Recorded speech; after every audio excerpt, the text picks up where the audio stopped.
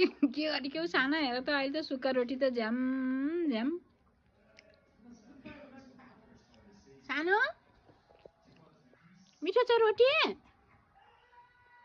आमाको टिकी लर लाइछन्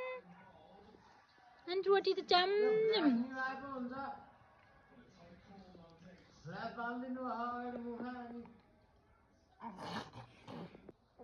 मेरो साना के खानु भएको नि रोटी खाएर अप्पु अहिले त आज बाबुको सुक्खा रोटी खाने दिन हो निल्न जानिन हौ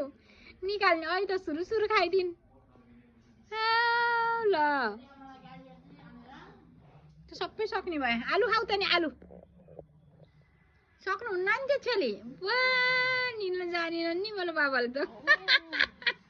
टुक्रा टुक्रा बनाएर जा हुन्न त्यति हुन्न मेरो त प्लेटमा आलु खाऊ